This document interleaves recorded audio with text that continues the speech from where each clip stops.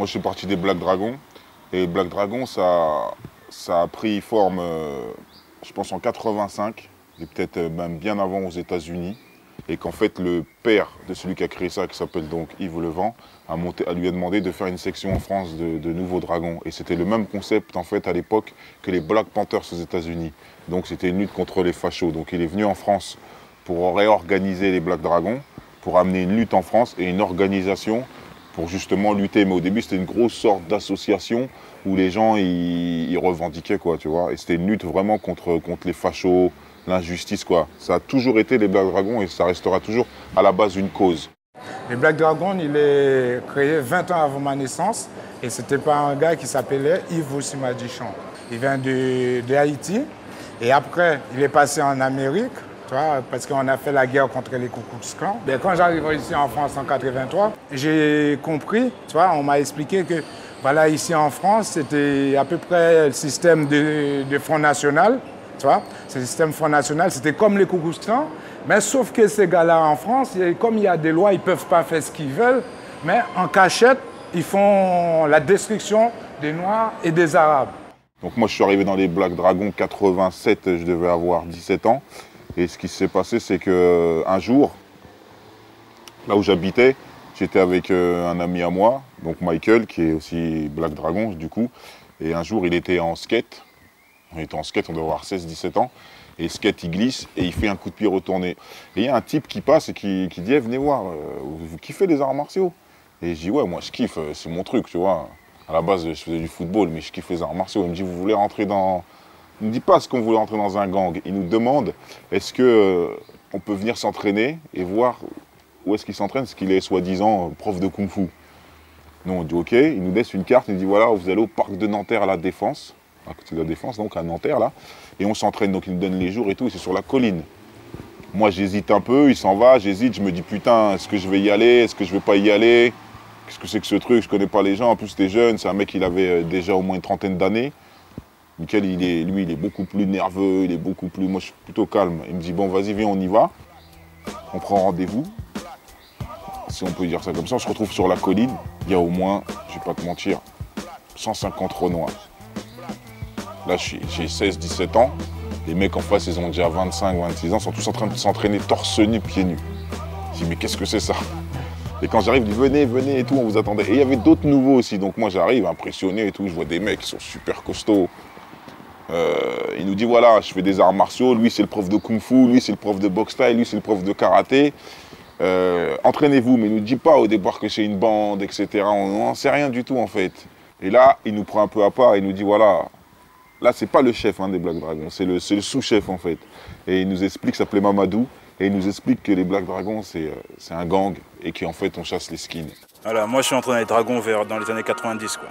Moi, les premiers gars que j'ai croisés dans les Black Dragons, c'est Yves Levent, Killer, Shadow, Michael. Le plus gros problème qu'il y avait ici à la Défense, en fait, c'est les skins. Quoi.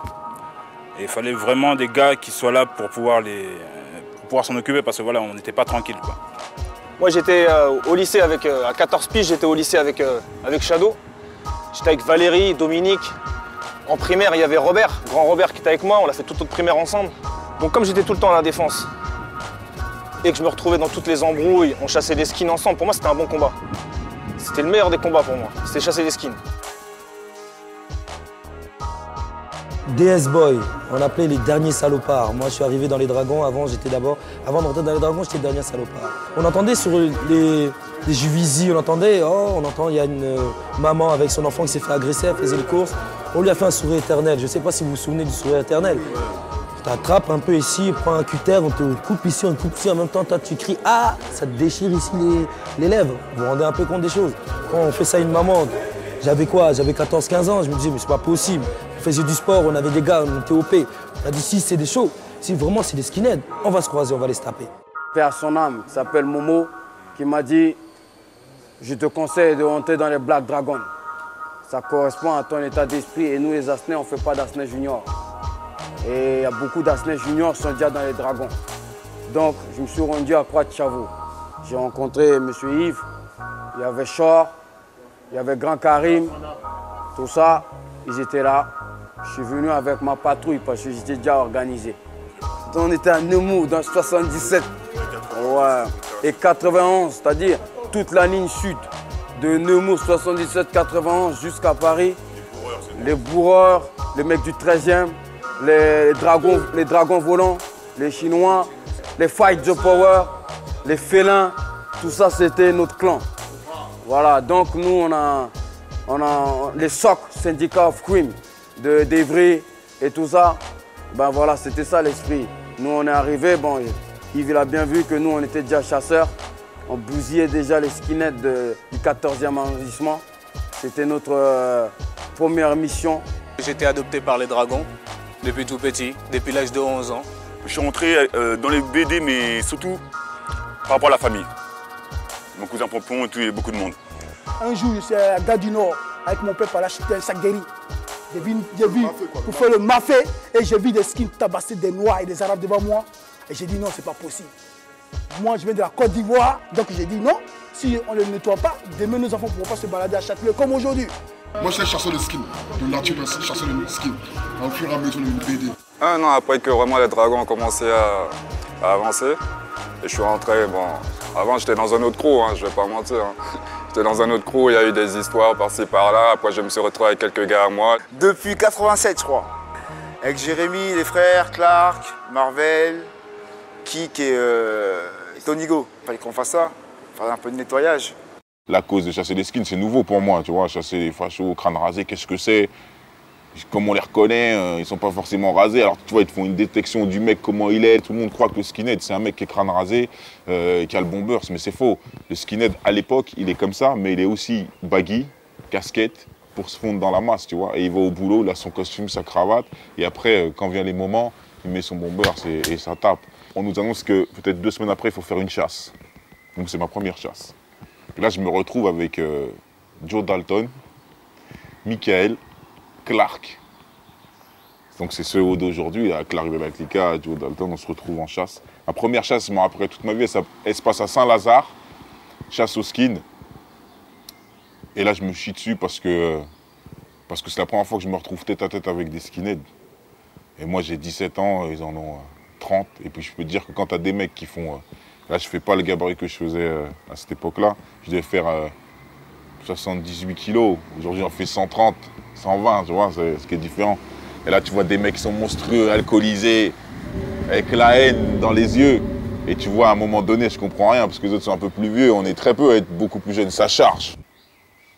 Moi, dans la fougue, charge. On s'en sort, il y a des bagarres, je vois du sang, je vois que ça pète. Là, je vois qu'à un moment donné, on dit partez. Moi, je parle avec ce que je fais, je suis les gens que je connais. Mais on est tellement nombreux que tu sais pas qui est qui. Donc, tu suis les gens et je sors de cette chasse-là et je kiffe. Et je me dis, putain, c'est mortel. Maintenant, j'ai compris comment ça marche, c'est la guerre. Et là, tous les soirs, eux, ils voulaient faire une chasse toutes les semaines. Et nous, on dit non, non, non. Nous, quand on arrive, on veut une chasse tous les soirs. Et tous les soirs, on fait une chasse. Et on commence par Sèvres. Parce qu'il y a un Black Dragon là-bas sur Boulogne qui s'appelle Blacky, qui lui, tous les soirs, parce qu'on avait des dragons de Versailles, tout ça, qui eux, tous les soirs, se tapaient les skinheads. C'est-à-dire que les skinheads savaient qu'ils allaient à la gare, ils savaient qu'ils prenaient leur dernier train, et ils attendaient à la gare, et ils les défonçaient à la gare. Et à chaque fois, ils venaient nous voir, et ils nous disaient, putain, les skinheads, ils n'arrêtent pas de me défoncer le soir, je rentre en courant. Je dis, putain, on va aller les défoncer. Donc il fallait travailler avec l'esprit, l'organisation. Donc il fallait utiliser les moyens qu'il y avait, c'est-à-dire il fallait avoir des espions, il fallait avoir des gens qui infiltrent le clan ennemi. Donc lui, il a galéré pendant, je sais plus, 6 mois peut-être, à courir, etc. Puis on a dû organiser ça, donc on a fait une réunion, il est venu, il a expliqué son problème. Je lui ai dit, voilà, je galère là, les skins, voilà. Sauf que nous, on était sur d'autres plans, d'autres descentes plus importantes. Donc à un moment donné, lui, pendant 3-4 mois, il a dû galérer. Donc on s'est mis sur son dossier, en gros, en disant, voilà, Blacky, en ce moment, il galère. Il a les skins sur le cul. Il va à l'école où je sais pas où il y a des skins, donc on va les nettoyer. Donc on s'est organisé à savoir combien ils sont. Essayer de savoir comment ils s'appellent. Mais d'où ils viennent, quoi. Parce que peut-être qu'ils sont ça Sèvres, mais peut-être qu'ils viennent de je sais pas, Rueil-Malmaison, c'est rien, Suresnes, d'où ils viennent, qui sait. Et les risques, quoi. Donc il fallait faire les choses proprement. Donc c'était programmé, calculé, c'était intelligent. Et donc, on est arrivé par exemple au Pont de Sèvres, on a fait un nettoyage radical parce qu'on avait les informations, on avait le moment, l'heure, quel était le chef. Donc, nous, on a fait une petite surprise. Alors que ce soit Blacky qui descend au dernier train, et ben c'était nous, on était une 50aine. Et là, surprise, surprise, qu'est-ce qu'ils ont fait? Ils ont commencé à courir, parce qu'il faut savoir que quand vous êtes le même nombre, après, on voit qu'ils sont des hommes et qu'ils sont des lâches. Et donc ils se sont mis à courir et là ils ont pris des balayettes, un petit, tu vois, petit règlement gazeuse. Et on s'est assis, on leur a dit ouais, coup de poing, coup de pompe, on leur a dit demain on est là, lundi on sera là, mardi on sera là, mercredi on sera là, appelez du renfort. Et comme techniquement ils n'avaient pas les moyens d'amener du renfort, ils sont effacés. Pendant 2-3 ans, hein, ça coûte jusqu'à 91, on a attaqué Saint-Lazare, Saint-Michel, Châtelet, parce que Châtelet, la défense était remplie de skinheads. Châtelet, la défense, on voit aujourd'hui à plein de cités, mais à cette époque-là, 88-89, c'est rempli de skinheads. Et là, il y a Batskin, le chef des skinheads. De son vrai nom, on va se taire. On sait que sa mère est procureure.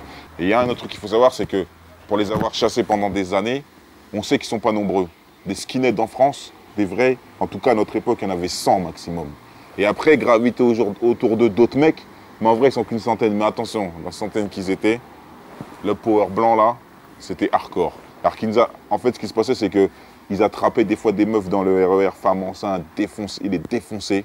Mais vous ne pouvez même pas imaginer avec quelle violence. Ou des fois, ils attrapaient un mec de chez nous et il y en a quelques-uns qui sont passés sous leurs mains. Coup de vitriol. Alors, j'ai expliqué la technique. C'est que le skin, quand tu vas le voir, et tu demandes est-ce que c'est un skin, il ne va jamais te dire oui s'il est tout seul. Par contre, il y a un truc, c'est que quand tu fais une descente, il faut se méfier des meufs. Parce que les meufs, derrière eux, elles avaient le vitriol. Le vitriol, c'est un petit flacon d'acide. Elles se reculent et puis, elles te le balancent, tu prends, t'es défiguré. Sais pas, ce jour-là, on était ensemble, moi et Jean-Yves. Après, il fallait se séparer, on est rentrés. Moi et Jacob, on est tombés sur, je crois qu'ils étaient 5 skins. C'était chaud. En plus, il n'y avait qu'une sortie. Donc, on a avancé comme ça, ils avançaient. On s'est regardé, on dit, Jacob, ça va être chaud. Il dit, ah, c'est chaud, on est parti. On a commencé à courir, foncer sur eux. C'est battu dans tous les sens. Pendant que je me battais, il y en a un qui m'a mis 3 coups de couteau, mais je continue à me battre. Et on a réussi à s'esquiver, on en a couché, on a pris des coups, on est parti. Et juste après, on devait aller en boîte et on avait rendez-vous avec des go et tout. J'étais avec Jacob. Il me dit, ouais, Jacob me dit, oh, on va à l'hôpital tout. Je fais, non, moi je vais pas à l'hôpital, c'est bon, je suis un guerrier, je vais m'amuser et tout. Je suis parti en boîte. Je commence à danser, m'amuser. Je commençais à avoir la jambe ça faisait bizarre. Les gars ils me disaient, on va à l'hôpital. Je fais, non, c'est bon. Après, au bout d'un moment, ça commençait à être chaud, on m'a emmené à l'hôpital. Le docteur dit, ah, si vous n'étiez pas venu, votre jambe là, vous auriez pu la perdre et tout. Je fais, à l'époque, en plein après-midi, il y avait des skinheads. En plein après-midi. Ils descendaient normal, ils faisaient leur travail. Et petit à petit, ils ont pris des coups. Et ils se sont dit, putain, oh là là. Après, il y en a qui perdent un doigt, une oreille. Attends, les mecs sont trop sauvages. Parce que nous, on était tous fichés, tous, faut le savoir. Hein. On tapait les skins, eux, ils rentraient chez eux. Nous, on allait au placard ou alors garde à vue ou contrôle judiciaire, tu vois. Et lui, rentrait chez sa mère parce que sa mère, elle est procureure. Parce qu'il faut savoir que, par exemple, le chef des skins, tu le tapes, sa mère, elle est procureure. Il suffit que comment? Moi, j'ai vu des mecs mettre des patates à des skins, le lendemain faire 6 mois. Alors que l'autre, il fait des Adolf Hitler. Qu'est-ce que c'est ça? Ça veut dire que déjà, on était parti avec un désavantage. 28 mai 88. Après l'annulation d'un concert, les skins passent à tabac 3 Antillais et 2 Indonésiens avant d'attaquer le commissariat de police. 1er octobre 88. Un skin de 19 ans surnommé Neurone tue d'un coup de pied en pleine tête un clochard endormi sur un banc public. 14 novembre 88. Inscription nazie sur les vitrines de commerçants juifs dans le quartier du Sentier, au cœur de la capitale. Nous sommes contre l'immigration qui métisse notre culture. Quitte à taper sur les immigrés. Quitte à les taper s'il le faut pour se faire connaître et pour se faire comprendre et entendre.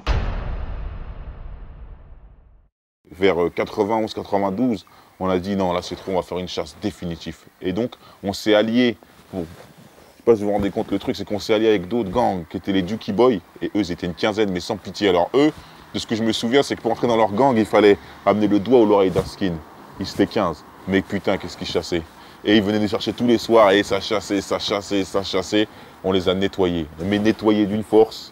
La preuve, c'est qu'aujourd'hui, quand les gens vont se promener à Châtelet, quand ils vont à Paris, et qu'ils ne voient plus de skins, c'est nous, on a fait ce travail. En 20 personnes pour aller à Châtelet, mon ami. On était là, on a nettoyé Châtelet, 4 h du matin, 5 h du matin, on partait se battre. Garde de Lyon. Garde de Lyon. Voilà. Je dormais sur la chaise comme un bouffon. Demain, il fallait que j'aille me taper comme des skins. On les donnait rendez-vous, c'était des bonhommes, ils venaient au rendez-vous, on les casse-tête. On leur donnait une correction. Aujourd'hui, vous voyez ce qui se passe en Russie? Ouais, sinon on n'avait pas fait ça, c'est ce qui allait se passer en France ici. Et là, aujourd'hui, si demain le skin vient, ils vont trouver toujours les dragons sont là. Parce que les vieux qui sont tombés dans les tombes, ils vont se lever. Parce que moi, j'ai dit le dragon ne meurt pas, ça que toujours là pour frapper. Je pense qu'aujourd'hui, ce qui se passe au COP de Boulogne, là, ça se passerait dans la rue aujourd'hui. Et je crois que la vraie cause, c'est ça, quoi. Les Black Dragons, ça existait, ça existe pour ça. Et c'est un mouvement d'abord des États-Unis, une alliance avec les Black Panthers, qui est venu s'installer ici pour la même et unique cause. Voilà. Et nous, après, on a changé la démarche. Une fois qu'on avait nettoyé tous les fachos, eh ben, il n'y avait plus de... La cause était finie, on avait rempli notre mission, on a fait ça très vite, on a fait ça en 3-4 ans. En 3-4 ans, on a balayé, après, il reste ce qu'il en reste. Les gens ont oublié.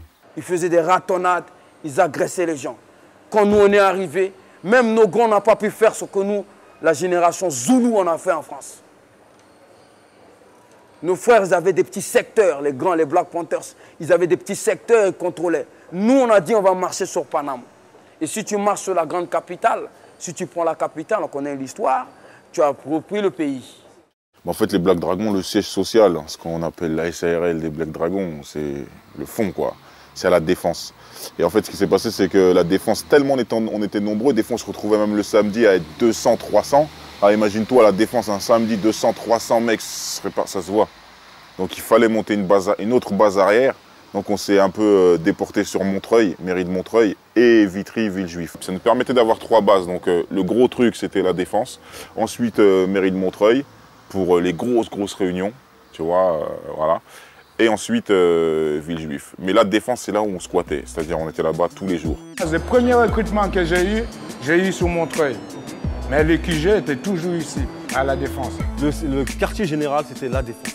Donc tu avais des gens qui se connaissaient à peine, quoi. Des gens qui se connaissaient à peine et qui se faisaient confiance à lui, mon bras droit, mon bras gauche. Même si on se connaît à peine, on est des Black Dragons, c'est pareil, c'est la même chose. Pour te dire la puissance qu'il y avait, une solidarité qu'il y avait pour tout le monde, n'importe quel pays, hein. Zaïrois, Antillais, toute génération, toutes nos nationalités, et c'était pas, les mecs, ils n'étaient pas tous de la même cité. Donc tu avais des mecs de Cergy, des mecs de 78, de Saint-Quentin, Suresnes, Puteaux. Au niveau des magasins, on était un peu chez nous. Voilà, on avait envie de se servir, sincèrement, on se servait. On sort de l'école, on va à la Défense. On sort du boulot, on va à la Défense. Pourquoi? On voit tous les amis et tout ça. Et après, on se préparait pour sortir, pour aller en boîte de nuit et tout, s'éclater. Et j'allais souvent à la Défense, c'était pourquoi? Les filles. Oh là là là là là. Quand on était là, il n'y avait pas l'arche, il n'y avait pas tout ça, quoi. 30 ans passés à la Défense, quoi. Je connais les coins et les recoins d'ici, malgré tout, quoi. Ils ont changé, mais les sous-sols restent les mêmes. Voilà, Gambetta là-bas. C'est là-bas qu'il y avait Bafia, Killer. Et on rencontrait à l'époque déjà Ajax, Tyson et tout ça, quoi. C'est immense, ça veut dire que tu peux te fondre dans la masse avec les gens, tu fais ce que tu veux là-bas. Et même il y avait même des règlements de compte le samedi, les keufs, ils n'avaient même pas le temps de réagir. Je veux dire, après, c'est même plus qui était qui quand tu as 300 mecs. C'était incroyable. Donc vraiment, la base arrière, c'est la Défense et tout s'est passé là-bas. Tout a été réfléchi là-bas avec Nanterre, parc de Nanterre. Et d'ailleurs, comme les Black Dragons, c'était que des Blacks en fait. Mais gravité autour, il y avait d'autres bandes. Donc on a monté une section qui s'appelait les Cobras. Et donc on a récupéré beaucoup de rebeux de Nanterre. En fait, les Cobras, c'était juste une filiale, on va dire, des Black Dragons. Et ceux-là, qu'est-ce qu'ils étaient violents, ceux-là. Bah, la Défense, c'est sûr qu'on était contents aussi qu'il y avait les Black Dragons avec nous. Ça nous a vachement aidés. On était bien contents de voir même des frères noirs avec nous. C'était l'Afrique, c'est la même chose. De nous défendre ou de se défendre mutuellement contre les racistes dans ce monde-là. Donc on avait divisé la Défense en deux. La partie McDonald's, on l'avait gardée pour nous. La partie cinéma, le Quick, pour eux. Ce qui fait qu'on s'entendait bien pendant des années et des années. Personne n'allait marcher sur le terrain de personne. Tu vois, mais si par exemple, il y avait une bande qui déboulait et qu'on était en danger sur le McDo, on courait au Quick et on savait qu'ils venaient, on savait que les rebeux là-bas, ils venaient en renfort. Et on partageait le terrain, quoi. Ils ne venaient pas nous casser les couilles sur notre terrain. On ne venait pas leur casser les couilles sur le terrain. On s'entendait super bien. Il y a eu 2-3 conflits à un moment donné où ça n'a pas trop fonctionné, où il y a eu à un moment donné, à Nanterre, toutes les cités de Nanterre, quoi, sont venues et nous, on a amené aussi notre équipe. On s'est retrouvés sur le parvis. La police, ils ont fermé le commissariat. Ils se sont dit, qu'est-ce que c'est ça? Et en fait, c'est parce qu'il y a un gars de chez nous qui s'est tapé avec un mec de Nanterre. Et donc, les mecs de Nanterre, ils ont ramené toutes les cités, parce que là, c'était les Black Dragons. Ils se sont dit, ceux-là, on partage le terrain, mais là, il faut qu'il y en ait un qui s'en aille, quoi. Et du coup, ce qu'ils nous ont fait, ils nous ont mis tous les sidatiques, tu vois, tous les toxicos devant, armés. Et c'est Couider de Nanterre, prof de boxe thaï, qui est venu et qui a réservé sur le parvis, c'est-à-dire le parvis, là, en face du cinéma, où c'est plein, qui est arrivé sur le parvis et qui a tenu une discussion en se disant, les gars, calmez-vous, il a fait l'arbitre. Et pour que ça se calme, on a pris les 2 mecs qui se sont pris la tête, tapez-vous, ils sont tapés, et ça s'est réglé comme ça. C'était le seul conflit qu'on a eu avec eux. Et après, on a monté les Cobra Power. Et là, on a pris du pouvoir. Même la police même qui est sur le parvis ici, même c'est nous des fois qui venaient voir. Quand il y avait le problème des Black Unis, la police venait chercher les Black Dragons pour faire le ménage à la défense. À l'époque, les Black Dragons, ils mangeaient au McDo gratuit pour la sécurité du McDo. T'en avais à Marseille, t'en avais partout.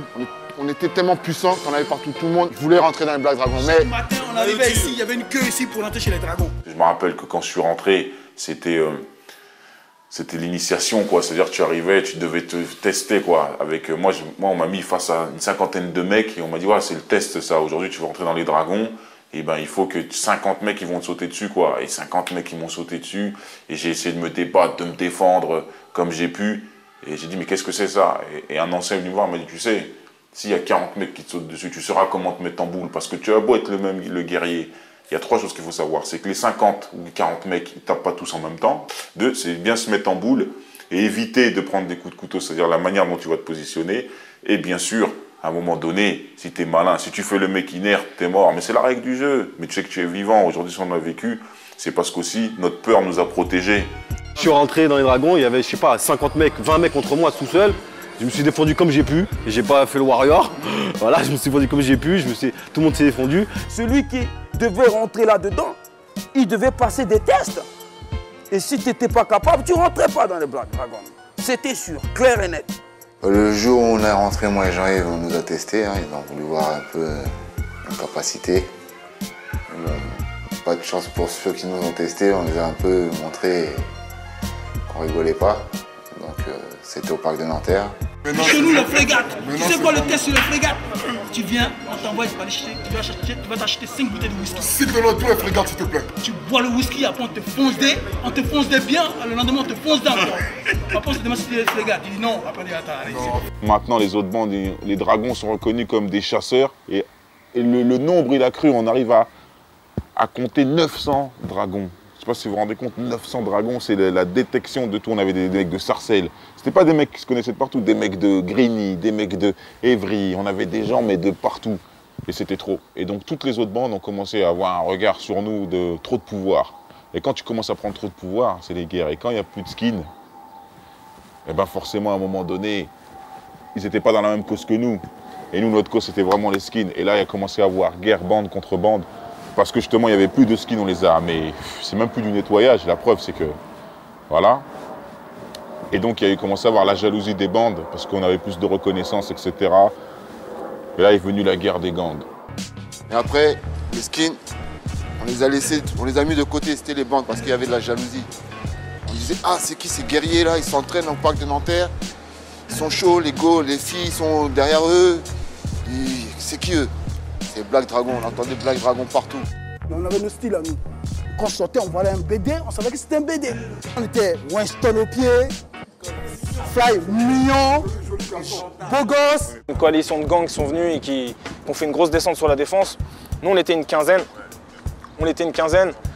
Moi, je montais l'escalator en bas, là, niveau du RER. J'étais avec Jean-Yves, je dis bonjour à tout le monde et je commence à tracer. Et d'un seul coup, là, j'entends crier. Il y a au moins 60, 70 mecs, 80 mecs, je sais pas combien ils étaient, c'était un truc de fou, ils venaient dans tous les sens, qui sautent sur tout le monde. Jean-Yves, il se sauve, il court, 10 contre 80, tu peux rien faire, c'est pas possible, tu vois. C'était une descente, c'était par surprise. Moi, j'arrive à me planquer dans un magasin et je vois Jean-Yves, il court. Et je vois à peu près au moins 30 mecs derrière, parce que c'était séparé en plusieurs groupes. Qu'est-ce que je fais? Je vois, vous êtes en galère. Moi, j'ai réussi à me planquer. Je ressors et je cours derrière les cums. C'est-à-dire que Jean-Yves, il court.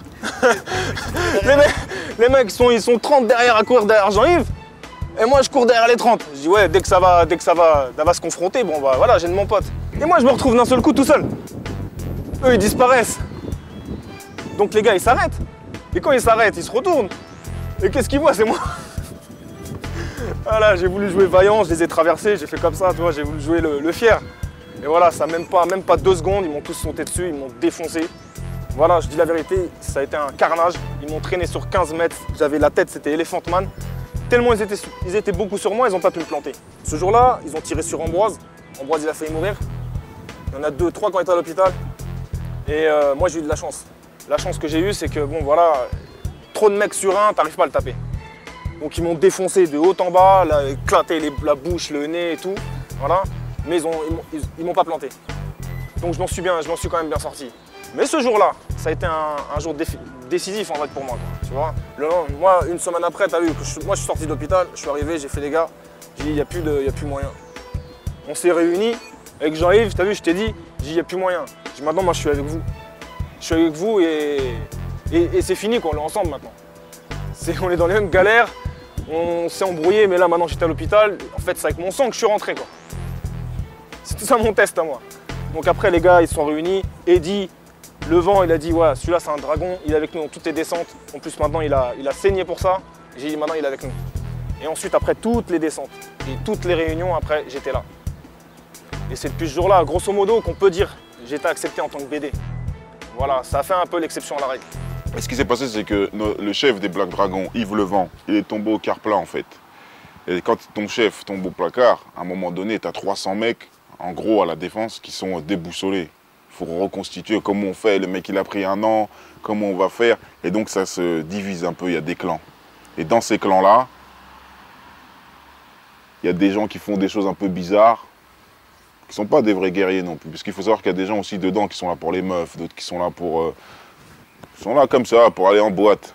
Tu vois, et quand on vient le jour de la descente, il n'y a personne. Donc moi, je sais qui était pendant la descente. Je sais qu'ils sont des bonhommes. On est une 50aine. C'est des bonhommes. Pendant les chasses, tu les vois devant. Tu sais toujours tu les vois devant. Ces noms-là, de toute façon, ils reviennent à chaque fois entre nous, tu vois. Puis il y a ceux qui sont arrivés après. Mais les vrais soldats, les vrais, eux, là, ceux qui voilà, avaient un vrai truc. Eux, après, chacun veut un pouvoir. Chacun veut un truc. Donc le chef, il est plus là. Qu'est-ce qui se passe? Donc, on fait un peu n'importe quoi. Les meufs, après, c'est les meufs d'un autre mec, d'une autre bande. Ça se passe comme ça. Et maintenant, les gens, à part jalousie, si tu touches à la meuf d'un autre mec, forcément, il n'est pas d'accord. Et c'est une autre bande, donc la guerre, elle commence. Ça commence toujours comme ça. Les causes pour lesquelles des gens sont morts chez nous, à un moment donné, des gens ont pris des balafres, des gens se sont fait taper, c'est pour des meufs. Tu vois ce que je veux dire?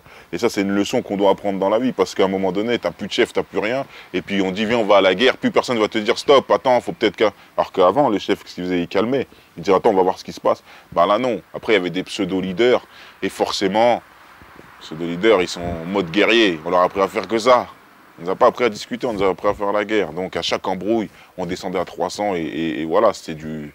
On en attrapait un, et nous, on le lynchait. Eux, ils attrapaient quelqu'un de chez nous, on le lynchait, et c'est une guerre sans fin. J'étais avec, comment il s'appelle, Idriss, il se rappellera. Il s'est fait chicoter après par les dragons parce qu'il sait ce qui s'est passé. On devait aller en boîte, c'était à Châtelet. Ouais, où il y a les frites merguez, tout ça là. Et là-bas, on était en pleine guerre avec les RJ. Là, je les cite parce que ils ont été traites ce jour-là. Ils traînaient à Châtelet, hein, cette époque, c'était ça, hein, Jean-Yves, ils traînaient à Châtelet. On devait aller en boîte à Châtelet. Donc, Idriss, il me dit, on fait un détour. Pour arriver à Châtelet, je sais pas, il voulait me faire traverser Nana. Je fais écoute, ce jour-là, je sais pas ce qu'il m'a pris. Tu t'es un guerrier ou t'es pas un guerrier? Il dit oui, je suis un guerrier parce que je l'avais jamais vu à l'œuvre. Il dit oui, je suis un guerrier. Je fais bah, tu sais quoi, on va à Châtelet, on fait pas de détour. Si on tombe sur les gars, c'est parti. Je dis ok. Manque de peau, je tombe sur les gars. Quand ils m'ont vu, ah Michael, ils ont commencé à rire, c'était plein. Là, je regarde Idriss, je dis ah c'est chaud. C'est chaud. Donc les gars, il y en a un qui était chaud chez eux, ils voulaient se la raconter. Il dit oh je le prends tout seul, là, là. Dans ma tête, je dis ah si c'est que ça, c'est bon, peut-être je vais m'en sortir. Et j'ai commencé à le chicoter, ils m'ont sauté dessus. Il y en a un en traite, je sais qui c'est, hein. Si tu m'écoutes, j'ai jamais... Il est venu, il m'a fait des petites cicatrices dans le dos, je vais vous montrer, je raconte pas des conneries, il sait c'est qui. Mais je t'ai pas oublié, papier. Je t'ai pas oublié. Toujours, hein, on est là. Coup de de couteau, là, c'était pas... ça rigolait pas, ils en attrapaient un. Je veux dire, il y a des gens, ils ont eu la misère. Tu reviens de là-dedans. Si tu as couru pendant la descente, comment tu vas te repointer à la défense? Bagarre, main nue. On n'avait pas besoin de couteau, arme, face to face. C'est là où on voit les hommes. Il n'y a jamais eu de défaite. Quelques rares fois, quand on a pu un peu, on prend des défaites. Tête à tête, toute la bagarre. On gagnait toujours, toujours vainqueur. Toujours vainqueur. Faut remarquer. Toujours vainqueur. Il y a eu beaucoup de bandes, hein. Maintenant, t'es les meilleurs. Alors, qui contrôlait Paris à cette époque-là? Ce qui est clair, c'est que les Black Dragons, on en a entendu parler et on entendra parler comme une légende, parce que tellement étant nombreux, difficile de mettre des vraies têtes en face de nous. Moi, je pense qu'on a lutté des années avec les RJ. Encore, on s'est fait une guerre, voilà. Et les Mendy. Voilà. Moi, c'est ces gens-là avec qui on a lutté, mais pour une cause, personne ne sait pourquoi ni comment. Comment ça a commencé, je suis incapable de te dire. Comment ça s'est terminé, je suis incapable de te dire. Aujourd'hui, ce qui est sûr, c'est que moi, dedans, dans ces ennemis, il y a des gens que je connais.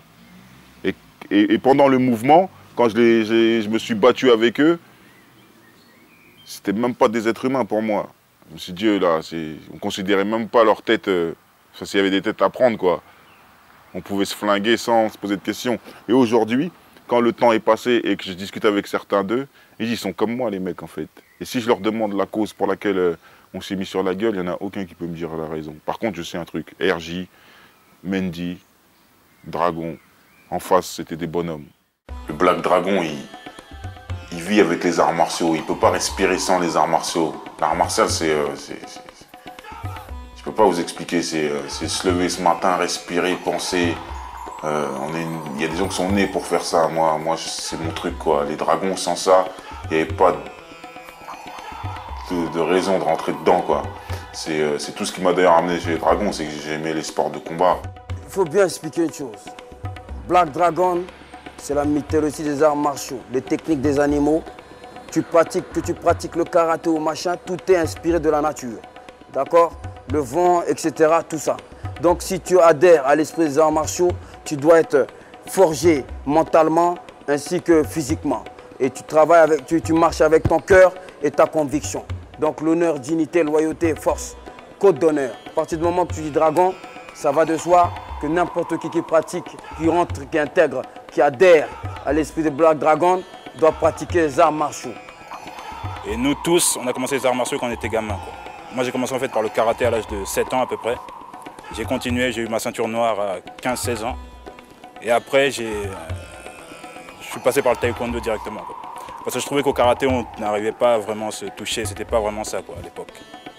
Et le taekwondo, j'ai démarré le taekwondo à partir de là jusqu'à maintenant. J'ai fait du foot et du taekwondo en Côte d'Ivoire. J'ai toujours jonglé avec les deux. Et on m'a toujours dit que si j'avais choisi une branche, j'aurais pu faire carrière. Voilà. Avec tout ce qui s'est passé après. J'ai commencé la boxe anglaise à 14 ans. J'ai fait à peu près 6 ans d'anglaise. Le parcours sportif, il a été un petit peu freiné par les blessures. Mais sinon, j'ai été blessé avant la quart de finale du championnat de France. J'ai réussi à aller en demi-finale du championnat de France et blessé au bras gauche. Et ensuite, j'ai boxé quelques indépendants, professionnels, et j'ai arrêté sur des victoires, quoi. J'étais puncher, donc voilà, boxe anglaise. Ensuite, j'ai enchaîné autre chose. Et après, j'ai plutôt fait les arts martiaux, penchak silat, tout ce qui est un peu self-défense. Et voilà, ça, c'est un peu près mon parcours sportif. Aujourd'hui, moi, mon truc, ça a toujours été plus la boxe thaï, genre de la boxe thaï, du kickboxing. Je sors de là et pour moi, c'est pas faire un sport, c'est apprendre à vivre avec ça, quoi. Et mais un truc que je voudrais dire, c'est que je suis monté sur les rings, j'ai combattu. Je pense qu'un vrai combattant, c'est quelqu'un qui a peur. Et il y a deux règles dans cette vie, c'est maîtrise ta peur, quoi. Et la différence entre celui qui va monter sur le ring, c'est la différence entre le héros et le lâche. C'est qu'au début, on est tous des lâches. Et après, celui qui avance le pas devient un héros. Et c'est ça la seule différence. Mais au départ, on est tous pareils, on vit avec la peur. Et c'est cette adrénaline, ce truc qui fait que, eh ben, parmi nous, parmi les dragons, on avait cet esprit de combattant, de toujours aller plus loin. Toujours les arts martiaux nous poussaient toujours plus loin. Parce que justement, cette peur, tu vis avec. Et la seule fois où j'ai ressenti cette peur, quand j'allais dans les chasses d'esquine, etc., dans n'importe quelle descente, c'était sur le ring, dans le vestiaire, avant de monter, se demander qu'est-ce que je fais là, pourquoi je suis venu. Je me rappelais, est-ce que je suis un vrai guerrier, mais le mec, je le connais même pas. Et quand j'allais dans la chasse aux skins, c'était pareil. J'étais avec des mecs, je dis peut-être que je vais pas revenir. Et est-ce que je suis bien entraîné? est-ce que je suis préparé? Et tout ça, tu vis avec. Et quand tu l'as depuis très jeune, et ben aujourd'hui, à l'âge que j'ai, je vis avec, je respire avec. Aujourd'hui, j'ai plus de raison de monter sur le ring ni de combattre.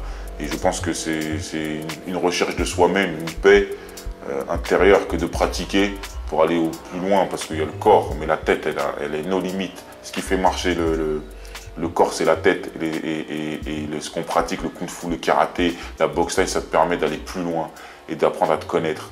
Et plus tu te connais, plus tu mets des limites avec les autres, plus tu en mets avec toi-même, plus tu deviens respectueux. On se retrouvait dans des championnats, on a fait preuve de beaucoup de bravoure et de résultats dans les championnats.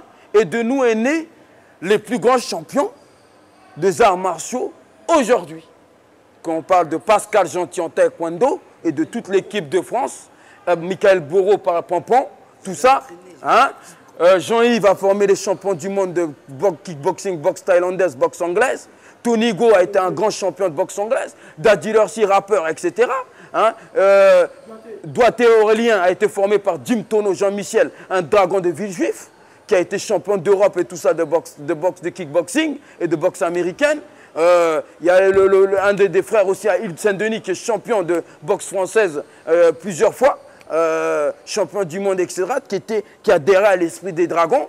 Donc vous voyez, mais notamment cette discipline, puisqu'on protégeait nos petits frères, a fait des professionnels de football, comme Makelele, comme Thuram, comme tous ces gens-là qui sont dans l'équipe de France.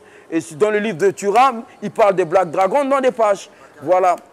Dagui Bakari, qui a été capitaine de l'équipe de Côte d'Ivoire, qui s'est retrouvé à Lens. Et notamment, on a eu des directeurs de banque, on a des directeurs de banque, des médecins, des machins et des gros voyous. Voilà. Il faut dire ce qui est. Parce qu'on fait la société. On a forgé un état d'esprit pour que les gens ils marchent avec honneur et dignité et se fassent respecter. À partir de là, chacun, selon sa vie, il défend sa conviction comme il peut.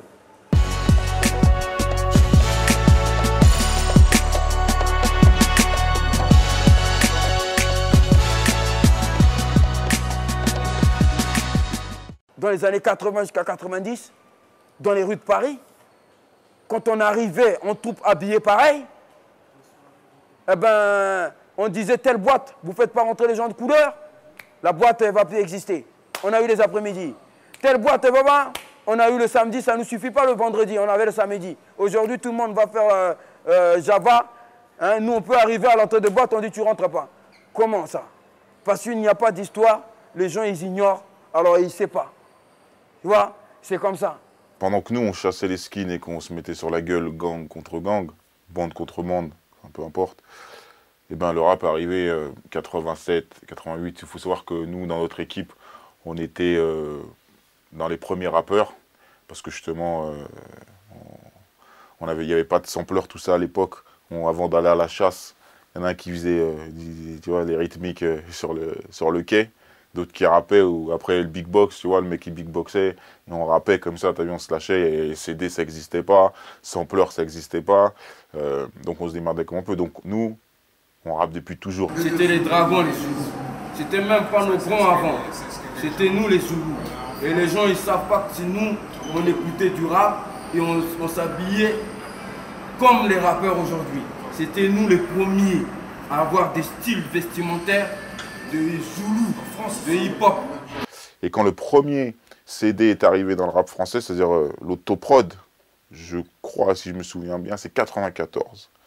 Voilà. Et moi, c'est un mec qui m'a dit, tu sais, les rockers, ils font des CD en indé, il faut faire ça dans le rap, quoi. Et pour nous, on devait être un des premiers à faire ça. C'était incroyable, mais vrai. Sauf que, ben, y a toujours un pied dans le bise et toujours un pied dans la rue, forcément. Tu peux pas toujours. Aujourd'hui, on regarde le rap comme un business. Mais franchement, mon point de vue aujourd'hui, par rapport à avant, c'est que quand c'est arrivé, on disait, putain, c'est une culture, c'est la culture hip-hop, c'est notre truc, les gens, ils parlent de rue, ça nous parle. Au début, que ce soit NTM ou les autres, ça nous parlait. Mais aujourd'hui, franchement, c'est des narvalos, c'est dégueulasse. Ou comme Michael Youn, là, fout ta cagoule. T'as mis une cagoule des fois? T'as mis une cagoule à l'âge de 3 ans peut-être, pour aller à l'école. C'est quoi ces merdes? Et les Renois qui font les clips avec lui là, ils sont pas. C'est des ouf, ils ont pas honte là avec leur survêtement Adidas serré là, qui dansent comme ça là. Ouais, avec la cagoule qu'ils mettent, ils se foutent de votre gueule et vous comme des cons pour 100 €, ils vous donnent, 200 € ils vous donnent, vous faites ça? Vous avez pas honte? En fait, ici, tu peux venir, tu fais n'importe quoi et ça marche, quoi. Tandis que le gars qui a vécu, qui vient, qui prend son temps et tout, qui se comporte vraiment comme un artiste, quoi. Mais il n'est pas reconnu, quoi. Et c'est ça qui est bizarre, bon, qui est incompréhensible. Mais pour moi, en fait, c'est parce qu'en fait, c'est la société qui est comme ça. Et puis le rap est à l'image de cette société, quoi. Qu'est-ce que tu veux prouver? Que t'es un type plein de vices, et que t'aimes les tripes plein de risques. Ils débarquent du jour au lendemain, oui, j'ai fait ça, j'ai fait ça. Ils ont rien fait. On les connaît même pas. Ils veulent se donner une image, tout simplement. Quand tu vois les Booba et les baltringues de Stomy, il y en a pas mal. Il y en a une tonne. J'ai rien à leur dire. C'est des baltringues, c'est tout. Il y a un manque de reconnaissance. Quand tu vois des gars qui racontent ta vie à toi et qui l'ont pas vécu, ça te met les nerfs, quoi. Je connais, il y a des gars à nous, vous savez, hein, ils sont vénères en ce moment, quoi. Parce qu'il y a trop de gars qui racontent des histoires. Ouais, j'ai fait ci, ça. Non, mais on l'a jamais vu, ce gars-là. Au jour d'aujourd'hui, quand tu as tué quelqu'un, tu le dis pas. Parce que si tu le dis, soit ses compatriotes ils vont se venger, soit tu vas aller au quart plat parce qu'on va te ramener des affaires, voilà. Soit tu vas être sur écoute. Voilà, maintenant il suffit pas de se mettre des sclums, de pousser, tu vois, d'avoir un mauvais œil. Ce qui compte, c'est ton CV dans la rue. Et ton CV dans la rue, tu le bâtis pas sur un CD, c'est ce que je veux dire. C'est un pur mensonge. Maintenant, il n'y a pas de gangster dans le rap. Tu vois, il n'y a pas de gangster. Moi, je ne me prétends pas être comme un gangster, ni d'ailleurs un mec comme Joe. On se prétend avoir un vécu et on veut avoir notre histoire. Les gangsters, ils veulent de l'argent. Ils ne vont pas faire dans l'argent dans le rap, il n'y en a pas. Tous ceux qui viennent à la télévision rencontrer qu'ils ont fait la rue, des mythos. Moi, je m'appelle Benny Frégate. Celui qui dit qu'il a fait la rue, qui vient me voir en face. Toujours bagarreur. Bagarré, je lui ai montré si sa maman l'a vraiment mis au monde. Parce que la rue, c'est nous. La rue, c'est nous. On ne vient pas à la télé pour chanter. Je suis rappeur, j'ai fait la rue. Non, la rue, c'est nous. Je suis battu, j'ai des couteaux dans le dos, j'ai eu tout. J'ai eu un couteau dans ma jambe. Voilà. C'est un dragon, on représente. Représente Black Dragon, couteau dans la main. Couteau, là, ça c'est couteau, Black Dragon, représente. Il ne faut pas aussi que ces gens-là, on les laisse, parce que qu'est-ce qu'il croit le gamin qui a 17-18 ans? Que lui, effectivement, c'est un gangster, il va prendre modèle sur lui. Mais l'autre, il se fait 1 million d'euros. 600 000 des fois dans l'année. Et toi, tu vas jouer les gangsters, tu vas rien prendre du tout. Ce que tu vas prendre, c'est une peine de prison. Parce qu'il y a un Arvalo sur son CD, il a dit qu'il allait tuer des gens. Ou parce qu'il a dit qu'il a soulevé par le cache de banque. On les connaît, les mythos, dans le rap. On les a vus depuis toujours. Parce que quand tu es un gangster, tu oublies vite cette vie. Parce que n'importe quel type d'une cité qui vient de la merde, il veut, que je connais en tout cas, depuis, il veut s'en sortir et après il oublie vite fait. Hein. Il prend son zeyo, il vit sa vie, puis quand il vient à un certain âge, voilà, il raconte pas des trucs qui lui ressemblent pas. Et quand il le fait, on sait tous. Parce que le jour où des gens tuent d'autres gens, se taisent. Les faux rappeurs qui disent Gonsta, maintenant l'histoire de rue les rattrape, ben ils appellent tous la police et tout ça. Et on voit bien que ce n'était pas des durs. Parce que nous, on est là, nous les dragons. Hein? Donc voilà, s'ils ne nous prennent pas en lâche, personne ne peut nous prendre physiquement. On est trop dangereux au niveau de combat d'homme à homme. Ce texte, c'est ta pierre tombale. Des clashs. C'est quoi ça, les clashs? Papa, moi, tu me clashes en bas de chez toi, demain matin, je suis. Et je te baisse ta mère. Y a pas, c'est quoi ça? On fait pas de la musique, c'est pas de la musique, c'est un combat. Tu veux faire de la musique, frère, fais ta musique et puis c'est tout. Clasher un mec, quand tu sais que tu fais 300 000 et puis tu fais plus que 200 000, montrer sa tête derrière au Zénith ou je sais pas où, dire regarde, parce que c'est un concurrent direct avec toi parce que tu vends du disque. Par contre, un mec qui dit que t'es moitié œuf, moitié jaune d'œuf, qui t'imite, qui est en train de se foutre de ta gueule, là tu vas pas le mettre au Zénith, mettre sa photo. Parce que Jean Gabin, on va dire ce qu'il est, c'est un bonhomme. Et qu'à un moment donné, il faut se mesurer à des bonhommes. Et il ne peut pas. Personnellement, on est parti au casse-pipe, on a tourné nos culs par terre. On s'est battu, hein, franchement. J'avoue, je suis tapé. Hein. Pour vous, aujourd'hui, vous faites le malin. Là. Il faut que la France le sache. Parce que le petit Français moyen, il croit que c'est Booba qui a créé le rap et qui a ramené le rap ici. Il croit que c'est cynique, il croit que c'est je sais pas qui. Alors que c'est nous-mêmes. Ces petits-là, on les a protégés même à la Cigale. Au premier concert de la Clica, ils dansaient. C'était nous, quand les autres bandes venaient pour les dépouiller, où ils ont cassé les bras de Egoside Guégué. Il a fallu, des petits à Blacky, à Michael, il a fallu qu'on aille régler ça. hein, et quand les skins de Boulogne les attaquaient. Je travaille avec Zox, et moi, à un moment donné, je vais dire un truc. C'est quand tu n'as pas les moyens de mettre tes couilles sur la table, tu les mets pas. Parce qu'un bonhomme, il met ses couilles sur la table. Et Zox, c'est un petit enfant qui croit qu'aujourd'hui, dans le rap, on joue quoi. Mais des gens comme nous, dans le rap, moi, quand j'ai suivi sa cause, j'étais pas en train de jouer. Et les gens chez nous, ils jouent pas. Il fait un clash, il parle d'un mec, moi, ça me dérange pas. Il dit pas le nom. Ok, il n'y a pas de souci, mais il l'assume pas.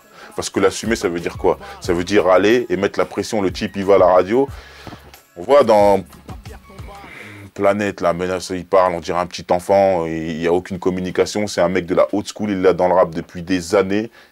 Il est incapable d'assumer, alors que c'est un leader, soi-disant, du rap français. Et il dit, franchement, on va te coucher, arrête la musique. Aujourd'hui, on dit à certains rappeurs, vous êtes trop vieux. Et comme vous êtes trop vieux, c'est la chaîne maintenant, il faut laisser la jeunesse. Qu'est-ce que c'est ça? Le rap, aujourd'hui, c'est pour des gens qui ont 40 ans, 35 ans aussi. 45 ans, pourquoi? Parce qu'ils ont commencé quand ils avaient 16 ans. Ils ont 35 ans, c'est leur culture. Et on leur dit, bougez et laissez des gamins qui ont 17, 18 ans prendre le flambeau. Mais ils n'ont jamais demandé à passer le flambeau, vous les mettez à la rue. Donc, comme vous les mettez à la rue, avant de passer le flambeau, forcément, il y a un truc. Ils n'ont pas eu le temps de transmettre des valeurs. Donc, le rap, aujourd'hui, il est baisé. Les gens qui sont à la tête donc, de la musique hip-hop en France, hein, c'est-à-dire, je parlais de Tefa, qui est David. Hein, j'ai expliqué vite fait dans Menace sur la planète rap qui il était. Ça a bouleversé la France. Ils n'ont pas compris. Donc, c'est un petit qu'on protégeait. Hein, il habitait dans le 15e arrondissement. Qui nous donnait des plans, notamment à l'université de Assas, des Fonds nationaux des skinheads. C'est un petit qui traînait là-bas, il était à l'école là-bas. Il nous donnait des informations sur les skinheads. On a pu arrêter et éradiquer les skinheads de Assas. Et pareillement, les skinheads de Denfert Rochereau, les clans, on a pu éradiquer parce que ça, c'était nos petits, on les protégeait, on les protégeait. Notamment Sylvain, qui est kilomètre, Michael, elle est là. Et ainsi que toi, Jean-Yves, c'était un petit blanc qui était avec vous, avec Tonigo, qui était dans les PSP. Il tenait vos sacs quand vous faisiez les descentes. C'est lui aujourd'hui qui contrôle la culture musicale du hip-hop. Il faut bien le savoir. C'est-à-dire, on a des photos même avec lui quand il était gamin. Donc aujourd'hui, si on voit bien même au niveau artistique, hein, qu'on parle de Booba, même de Diams qui a traîné même dans nos zones et que les Dragons Volants et les Ducky Boys, ainsi que la bande Hakim, qui lui apprenaient à rapper dans Mafia Tressé, hein, tout ça, c'était nous ça. Mais ces gens-là n'acceptent pas qu'on leur passe devant. Ils ne veulent pas jouer. Au contraire, laissez passer les gens devant, comme ça vous travaillez plus. Et on aura un rap de qualité. Là, les mecs sont en haut, ils sont endormis sur leur laurier, ils font de la merde. En plus, ils nous amènent une mode qui est bidon. Et on est obligé ou de la suivre ou de mourir. Mais c'est faux. Mais les gars d'ici, les gars qui contrôlent le rap ici, c'est pas les mêmes cossettes, ils n'ont pas la même vision. Donc en fait, tu pourras pas faire tes trucs tranquillement sans que, si t'as pas de copinage ou quoi, on reconnaît pas en fait la qualité ou le comment dire, le vécu, la qualité, on reconnaît rien quoi. On n'a jamais eu de reconnaissance, d'accord? Et si nous-mêmes on va pas prendre ce qui nous revient, personne ne va vous nous donner, personne. Et pour ça, il faut s'organiser et juste revendiquer nos droits et reprendre le marché. Parce que ça, c'est important. Aujourd'hui, quand on me parle de directeur artistique, de mecs en radio, de magazines, de ma génération, de ce que je connais de la culture hip-hop, j'en connais aucun. J'en connais aucun. Ils mettent des étudiants, des fils d'un tel, des nanani, et là, il faut arrêter. Il faut mettre à un moment donné des gens qui connaissent la machine, qui savent comment ça fonctionne, qui connaissent la rue, qui connaissent le rap, qui connaissent le public. Et tant qu'on ne fera pas ça, on n'avancera pas. Ils veulent qu'on chante, mais on marche pas. Ils t'ont promis la playlist et toi tu marches au pas. Le move à Paname, ça marche pas. Tous les gens qui sont passés sur Skyrock ont eu leur carrière de baiser. Ils ont fait 2-3 albums et après salut. Pourquoi? Parce que Skyrock, c'est un public de gamins. Et qu'à un moment donné, ça ne correspond plus. Le gamin est grandi. Et nous, on est encore là, on veut du vrai rap. Moi, j'ai 36 ans, je veux du vrai rap. Mais quand tu choisis de choisir des enfants, tu vois ce que je veux dire? Il faut l'assumer. Il faut assumer qu'à un moment donné, ils vont grandir et qu'ils vont passer à autre chose. Donc notre regard dans le rap en se disant, bon, Skyrock, c'est bien. Skyrock qui passe du rap. On va arriver à un truc où le rap va s'ouvrir, ça va grandir. On va pouvoir... Or, c'est faux. Ça n'a pas du tout grandi. Les gens qui maîtrisent les radios, les directeurs, ben, c'est pas les gens qu'il faut. Si on leur demande d'où vous sortez. Je sais pas, moi, j'ai parlé de Lenny. Il était... la génération était coursier, le bordel. Qu'est-ce que c'est ça? tu es courtier, tu passes directeur. Ces gens-là, on allait les sauver. Ils criaient au secours, il y a des gangs qui veulent nous tuer, non, on venait les sauver. Aujourd'hui, ils nous manquent même de respect parce qu'ils font un peu d'argent. Ils sont passés d'une association à une SARL. Aujourd'hui, il est temps que les Dragons, ils marchent avec fierté et qu'ils arrêtent de faire la courbette devant ces gens-là et qu'ils reprennent leur blason, leur couronne.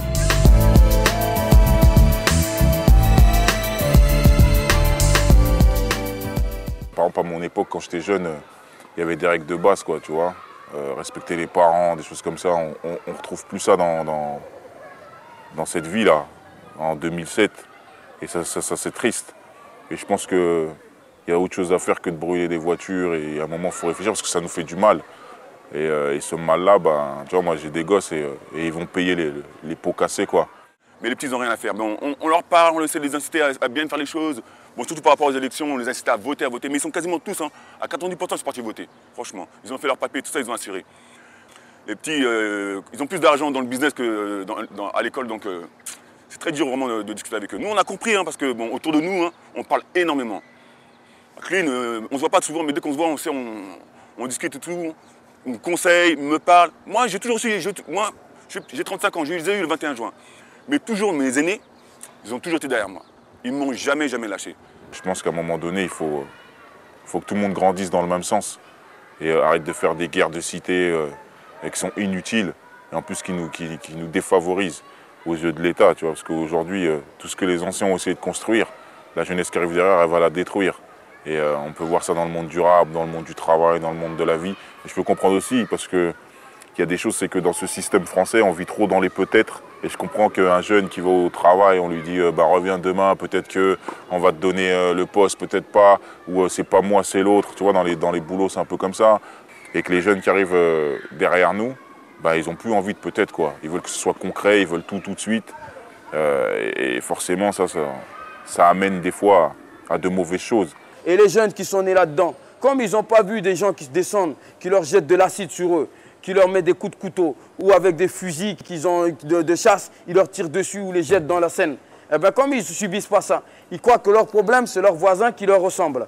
Alors ça devient des guerres de cité, des guerres de porte à porte, et après ils se disent on est les kings, parce qu'ils croient que la France va les laisser faire tout le temps. Alors que nous, si on a été éradiqués, nous qui étions solides et durs, eux, ils vont être éradiqués à un moment donné. C'est clair et net, c'est une question de temps. Et c'est à ça qu'il faut réfléchir. Il ne faut pas donner crédit aux gens qui, eux, justement, n'attendent que ça.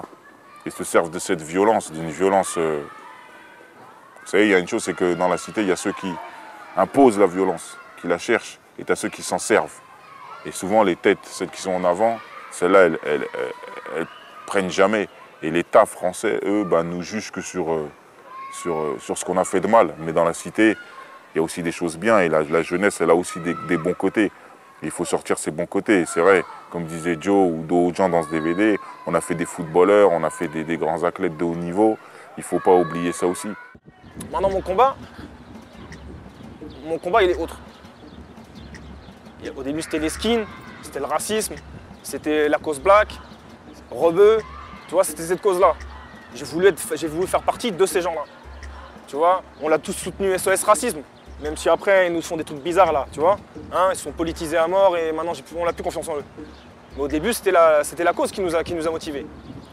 Ensuite, moi, en 93, quand j'ai découvert l'islam, je me suis converti à l'islam. En islam aussi, j'ai appris. J'ai voyagé. J'étais à Damas, j'étais au Soudan. J'ai vu le baratin là, qui nous raconte là, à la télé là, sur le Soudan. Et qu'en réalité, c'est que du pétrole, c'est qu'une histoire de pétrole. Et toutes les guerres qu'il y a dans le monde qui sont faites par cet enculé de Bush, c'est que et uniquement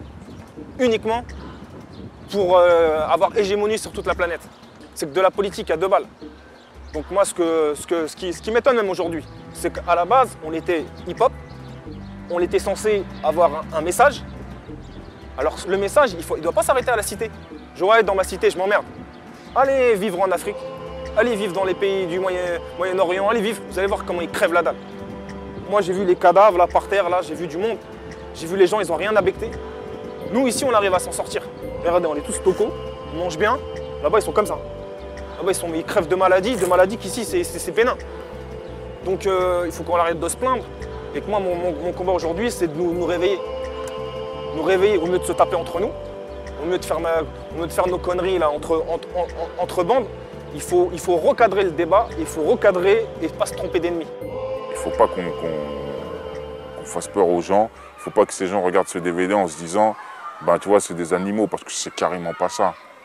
C'est carrément nous un message pour dire voilà, que tu sois noir, que tu sois blanc, que tu sois jaune, handicapé, ou qu'est-ce que soient tes convictions, il faut respecter. Mais si tu nous dérespectes, forcément, tu trouveras quelqu'un face à toi. Tu ne trouveras pas des esclaves avec des chaînes à baisser la tête, à dire ça fonctionne comme ça. Sinon, c'est de la dictature. Et nous, on ne fait pas partie d'un système où on a envie qu'il y ait une dictature. Nos parents, ils ont souffert. Ceux qui sont arrivés aussi avant ont encore souffert. Nous, on est à la limite.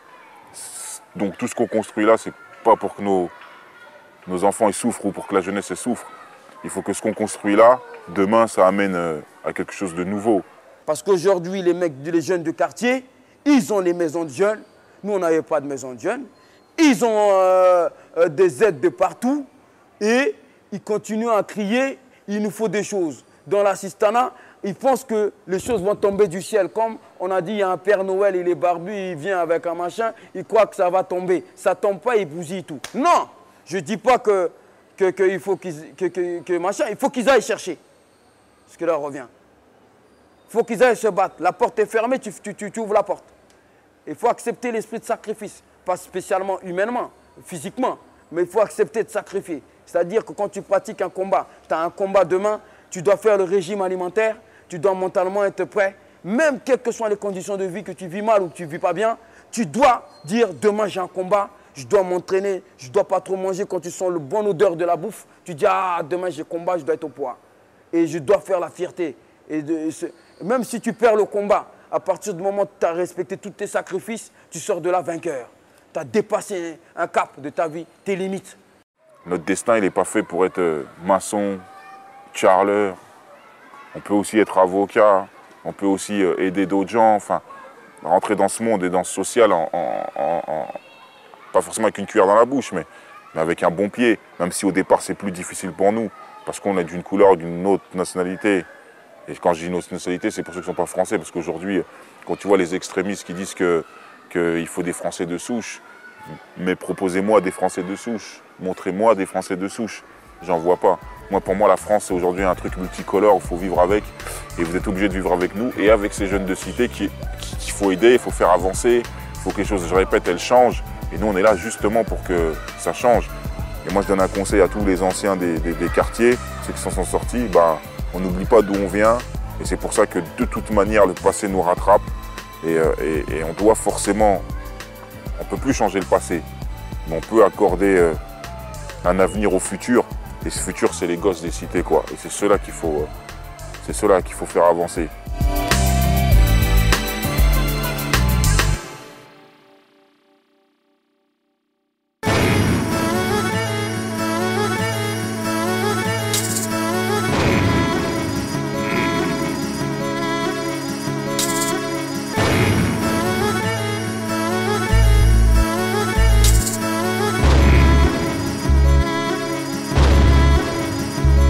C'est la fin de tout, et plus je tousse, et plus rien qui tient le bout. Que même le diable ressent trop, y'a quoi? Ce monde sombre, guerre, bombe, plus on avance. Et plus le soleil nous fait de l'ombre, plus le sommeil les tombe. Et quand vient la pluie, les battre, et les hommes de paix. Regarde les Tchétchènes, et les esclaves dans les chaînes. Faut qu'elles comprennent, que quand viendra la pluie, viendra la peur de l'inconnu. Les corps nus, les gosses nus, dans ce monde on n'a plus le temps, on n'a plus le temps. Et l'espoir en a mis tant pour que l'avenir soit fluctuant pour les truands. Criant, arme à la main, friand, déchus. Que les anges les ont déçus, déchirent. Comme des rimes contre nature, une vie contre Nathan. Satan, putain, je t'ai déjà dit, c'est un sale temps. Va-t'en. À moi tout seul, je suis un gang.